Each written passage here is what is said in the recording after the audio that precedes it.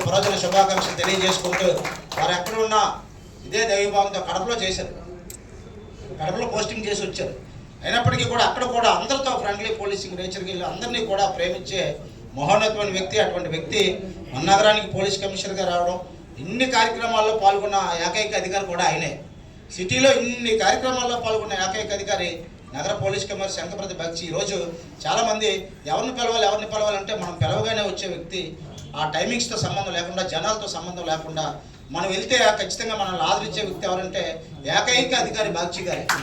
అందుకనే అది ఏ పోటీలు అవనియండి, నగరం బాగుండాలి, ప్రశాంతంగా ఉండాలి, అందరూ మమేకమై ఉండాలి, ఒకరినొకరు ప్రేమించుకోవాలన్న సంకల్పంతో సాగినటువంటి బాగ్చి గారి మహాశివరాత్రి పర్వదిన శుభాకాంక్షలకి మనం తెలియజేయడానికి వచ్చారు. ఇప్పుడే మన పరమ భక్తుడు, సంఘ సేవకుడు, 32వ వార్డు కార్పొరేటరు, అలాగే నిరంతరం కూడా కేఎన్ఆర్ చారిటబుల్ ట్రస్ట్ వ్యవస్థాపకుడు. ఎన్నో శివుడు అంటే పరమ ఇష్టం. ఆయన కూడా ఈరోజు మన కార్యక్రమానికి వచ్చారు. అలాగే విశాఖ జిల్లా బీజేపీ అధ్యక్షులు పరశురామరావు గారు కూడా వచ్చి వెళ్ళారు. మరి ఇక్కడికి వచ్చేసిన పరమశివుడు భక్తులందరికీ మహాశివరాత్రి పండుగ సందర్భంగా హృదయపూర్వక శుభాకాంక్షలు తెలియజేస్తున్నా. ఇప్పుడు ప్రతి సంవత్సరం ఈ పండుగ మనకు వస్తుంది. శివ భక్తులు అందరూ బ్రహ్మాండంగా ఈ పండుగ జరుపుతారని మనం చూస్తున్నాం. ఈసారి కూడా జరుగుతుంది. కానీ మనం అందరం గుర్తుపెట్టుకోవాలి, దేవుడు పరమశివుడు మీలో ఉన్నారండి, నాలో ఉన్నారండి, మన అందరిలో ప్రతి వ్యక్తి లోపల ఉన్నారండి పరమశివుడు. సో మనం చిన్నప్పుడు నేను నేర్చుకున్నాను, human body is the temple of the living God. అంటే మన శరీరంలోనే దేవుడు ఉంటారండి. సో మనం తప్పుడు పని నుండి దూరంగా ఉంటే, మంచి పనులు చేస్తూ ఉంటే, మీ చుట్టుపక్కల ఉన్న వ్యక్తులు కూడా మీలోనే దేవుడు వాళ్లకు కనిపిస్తారండి. సో ప్రతి మనిషిలో దేవుడు కూడా ఉన్నారండి, రాక్షసుడు కూడా ఉన్నారండి. మన చేతుల్లో ఉంది. ఆ దేవుడు అందరికీ కనపడాలా, రాక్షసుడు కనపడాలా, ఆ విధంగా మనం ప్రవర్తించాలి. ఇప్పుడు మనకు ఎన్నో అవకాశాలు ఉంటాయి మంచి పనులు చేయడానికి. కొందరికి ఆ అబ్బాయి ఆ అత్తయ్య దగ్గర తర్వాత ఆ కోడలోకి పిల్లలు పుట్టారండి. ఇంకొక ఆ అబ్బాయి నుండి ఈ అమ్మాయి జీవితం అంతా ఇబ్బంది ఫేస్ చేశారండి. అంటే నేను చూశాను, ఈ ప్రపంచంలో మనం ఎటువంటి పని చేస్తే ఆ పని మనకు రిటర్న్ వస్తుంది. ఈ మాట మనం అందరం గుర్తుపెట్టుకోవాలి. ఈరోజు మహాశివరాత్రి సందర్భంగా మేము అందరికీ చెప్తున్నాము, ఘనంగా జరపండి. దేవుని ప్రసాదం, వరం, ఆశీస్సులు ఖచ్చితంగా మీకు వస్తాయి. మన దేశం అది పుణ్యదేశం, భారతదేశం. 12 జ్యోతిర్లింగాలు ఉన్నాయి ఇక్కడ. కాశీ నుండి మొదలుపెట్టి ఎక్కడ చూసినా మనకు టెంపుల్సే ఉన్నాయి. కానీ మన ఆంధ్రప్రదేశ్ రాష్ట్రం మనం అదృష్టవంతులం. మనకు శ్రీశైలంలో ఒక జ్యోతిర్లింగం ఉంది. కాబట్టి నేను కూడా అదృష్టవంతునే. శ్రీశైలంలో ఆ శివుని పూజ చేయడానికి అదృష్టం నాకు లభించింది. కాశీ విశ్వనాథ్ గురించి ఒక మాట ఉంది. చిన్నప్పుడు నుండి నేను విన్నాను, మరణం కాశీలో జరిగితే మనిషికి డైరెక్ట్గా స్వర్గం లభిస్తుంది. అందుకే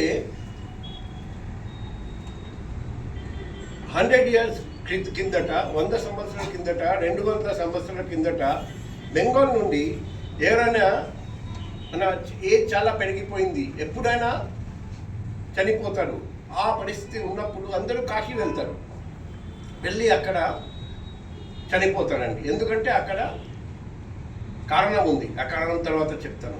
ఇప్పుడు అక్కడ ఒక గెస్ట్ హౌస్ ఉంది. ఆ గెస్ట్ హౌస్లో ఒక మనిషి చనిపోవాలంటే ఉచితంగా పెడతాడు 15 రోజులు. ఆ 15 రోజుల్లో మీరు చనిపోకపోతే పంపించేస్తారు. ఎందుకు? కాశీలో మరణిస్తే మోక్ష లాభం, డైరెక్ట్ వైకుంఠ స్వర్గలోకం, మళ్ళీ పునర్జన్మం రాదు. ఎందుకు ఆ మాట వచ్చిందంటే పరమశివుడు ఆయన చేతుల్లో ఏముంది? త్రిశూల్ ఉంది. ఆ త్రిశూల్ మన హిందువులు అనుకుంటారండి, ఆ త్రిశూల్ టిప్లో వారాణసి ఉంది, కాశీ ఉంది. కాబట్టి కాశీ ప్రపంచంలో లేదు, భగవంతుని త్రిశూల్ మీద ఉంది. కాబట్టి అక్కడ చనిపోతే డైరెక్ట్గా స్వర్గలాభం. ఆ బిలీఫ్తో, ఆ నమ్మకంతో భారతదేశం నుండి అందరూ మరణం లభించాలంటే అక్కడ మరణించాలని ఆలోచిస్తారు. అటువంటి పుణ్యక్షేత్రం కాశీ క్షేత్రం వారాణసి. సో అటువంటి పరం శివుడు, మీరు అందరూ పరం భక్తులు, మీ అందరికీ శుభాకాంక్షలు. మీరు ఖచ్చితంగా బ్రహ్మాండంగా, ఉల్లాసంగా, ఉత్సాహంగా రాబోయే రోజుల్లో మహాశివరాత్రి పండుగ జరుపుతారని ఆశిస్తూ, కోరుకుంటూ, మా జిల్లా పోలీస్ తరఫున మీకు అన్ని విధంగా సహాయ సహకారాలు అందిస్తామని, భవిష్యత్తులో కూడా ఇలాగే మీరు బ్రహ్మాండంగా ప్రతి పండుగ జరుపుతారని ఆశిస్తూ మరొకసారి ప్రజాపిత బ్రహ్మకుమారికి ఈ మంచి ప్రోగ్రాం పెట్టినందుకు ధన్యవాదాలు, కృతజ్ఞతలు, అభినందనలు. Thank you. మనం ప్రతి ఏటా కూడా జర్నలిస్టులు అందరి మధ్య ముందు కూడా ఏ పండుగనైనా జరుపుకోవాలని భావించి, అది ఉగాది పండుగ కానీ సంక్రాంతి కానీ ఏదైనా సరే మరి సార్ని మనం ఇన్వైట్ చేసుకోవడం, అలాగే జర్నలిస్టులు కానుకలు ఇవ్వడం కూడా అనుమతికి వస్తుంది. సాటి వారిని ప్రేమించండి, మీకు తోచిన దాంట్లో మీకున్న పరిమితి మేరకు ఒకరికి సహాయం చేయండి. మీకు ఎంత అవకాశం ఉంటే అంత సహాయం చేసినట్లయితే అక్కడే మీకు స్వర్గం నరకం అని తెలిసిపోతుందని స్పష్టంగా చెప్పడం జరిగింది. అలాగే మన కార్యక్రమాల్లోనే కందుల నాగరాజు గారు ఒక మంచి కార్యక్రమాన్ని రూపకల్పన చేశారు. అది సిపి గారి చేతుల మీదకు కూడా ప్రారంభించడం జరుగుతుంది. ఏంటంటే దక్షిణ నియోజకవర్గం పరిధిలో ఎవరైతే నిరుపేదలు ఉన్నారో వారందరికీ కూడా ఉచితంగా ఆయన చేతుల మీదుగా వివాహాలు జరిపించాలని, తాలిబొట్లు, పట్టుబట్లు, వారికి భోజనాలు, వారి బంధువులకు కావాల్సిన సదుపాయాలు అన్నీ కూడా సామూహికంగా ఆయనే ₹1 కూడా ఖర్చు లేకుండా పెట్టుకోవాలని చెప్పి భావించారు. ఆ కార్యక్రమం మొన్ననే మేము దాన్ని రూపకల్పన చేసి ఆ విషయాన్ని అక్కడ స్థానిక ఎమ్మెల్యే గారికి కూడా తెలియజేసాం. మరి పోలీస్ కమిషనర్ గారిని కూడా కార్యక్రమానికి త్వరలోనే, ఇప్పటికే పేర్లు చాలామంది రిజిస్ట్రేషన్ చేసుకున్నారు. ఎందుకంటే ఈ రోజుల్లో వివాహాలు చేసుకోవాలంటే చాలా కష్టం, చాలా ఖరీదైన కూడుకున్న పని. కాబట్టి ఆడపిల్లవారి తరపున, మగపిల్లవారి తరపున కూడా అందరికీ భోజనాలతో సైతం అన్నీ కూడా ఆయనే సమకూర్చుతున్నారు. ఆల్రెడీ రిజిస్ట్రేషన్ ప్రక్రియ ప్రారంభమైంది. ఎవరైనా నిరుపేదలు ఎవరైనా దక్షిణ నియోజకవర్గం పరిధిలో ఉంటే కేఎన్ఆర్ చారిటబుల్ ట్రస్ట్ కార్యాలయంలో వెళ్ళి ఆ పేర్లు నమోదు చేసుకోవాలని, అటువంటి మహోన్నత కార్యక్రమానికి కూడా మన నగర పోలీస్ కమిషనర్ బాగ్జీ గారిని చేయించాం, బంగారం చేయించాం. మరి ఆయన చూస్తే శ్మశానంలో ఉంటాడట. అటువంటి వ్యక్తికి మా ఆడపిల్లని ఇచ్చి నువ్వు ఎలా సాగనంపుతావంటే, లేదండి ఆయనలో ఉన్న పరమతత్వం మీకు తెలియదని చెప్పేసి మేనకాదేవికి ప్రత్యక్షమైనట్లే శివుడి రూపం చూపిస్తే ఆవిడ ఒప్పుకున్నప్పటికీ కూడా హేమవంతుడు పెళ్లికి ఒప్పుకోడు.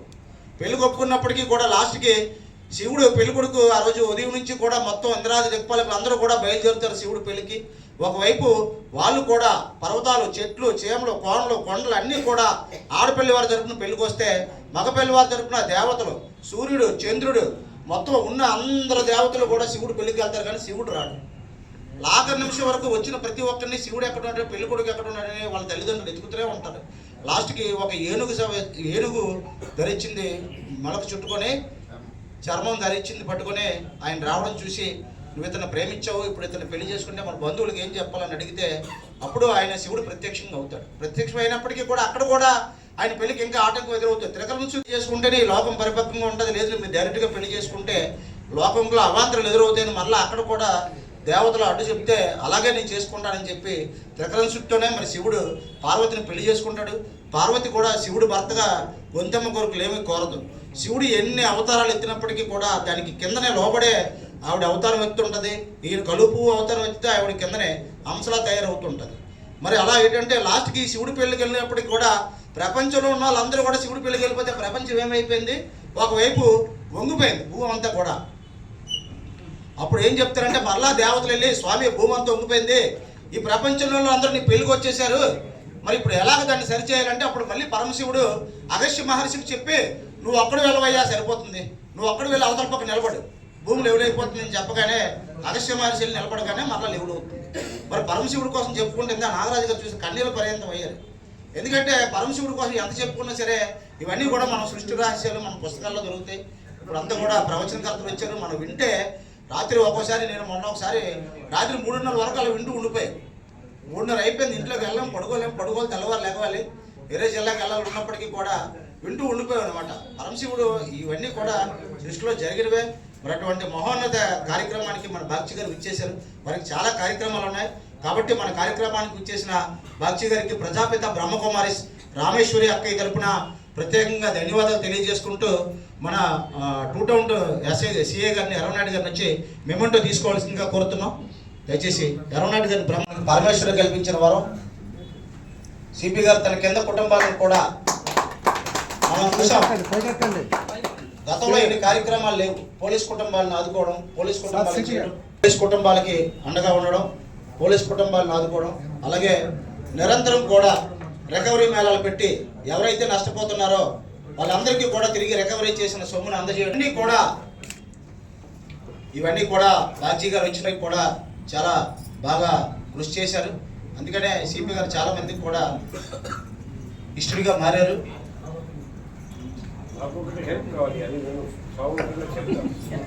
ఇప్పుడు మా దగ్గరికి చాలా మంది లేడీస్ వస్తుంటారండి. భర్త వదిలేశారండి, పిల్లలు ఉన్నారండి, పిల్లలు చదువుతున్నారండి, పిల్లల్ని చదివించాలంటే డబ్బు అవసరం, ఆమె బతకాలంటే డబ్బు అవసరం, ఇంటి నుండి తన్నేశారు. అటువంటి లేడీస్ని, అటువంటి పిల్లలకి ఎలా మనం హెల్ప్ చేయాలి? మన వైజాగ్ నగరంలో ఏమైనా ఎన్జిఓ కానీ సంస్థ కానీ ఉన్నారండి? వాళ్ళు ఇటువంటి లేడీస్కి వాళ్ళ పిల్లలకు చదువుకి అమ్మాయికి ఇబ్బంది లేకుండా హెల్ప్ చేయగలిగితే అది నాకు తెలియజేస్తే నేను వాళ్ళని పంపిస్తాను. ఎందుకంటే పోలీస్ డిపార్ట్మెంట్లో మేము అందరికీ హెల్ప్ చేయడం కష్టం. మాకు హెల్ప్ కావాలి ఎన్జిఓస్ తరఫున లేకపోతే ఆర్గనైజేషన్స్ తరఫున. సార్ వృద్ధుల కోసం అయితే కొన్ని ఆశ్రమాలు ఉన్నాయి, వానప్రస్థ వృద్ధాశ్రమం ఉంది. మీకోసం కూడా ప్రత్యేకంగా సార్ మీరు ఈ రోజు చెప్పారు కాబట్టి మీ ఆలోచన మా దృష్టికి వచ్చినవన్నీ మీకు కేటాయించారు ప్రత్యేకంగా.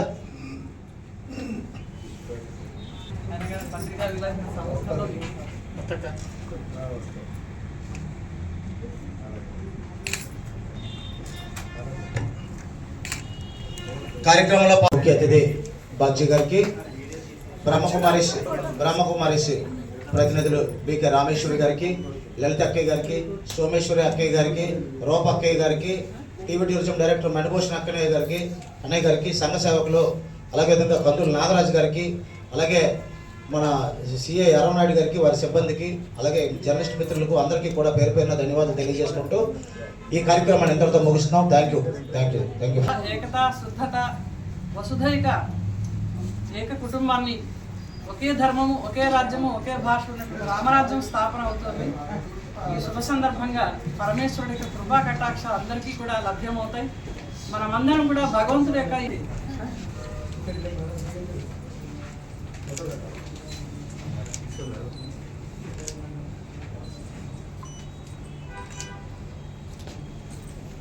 అందరూ నడుచుకోవడం చెప్పాలి.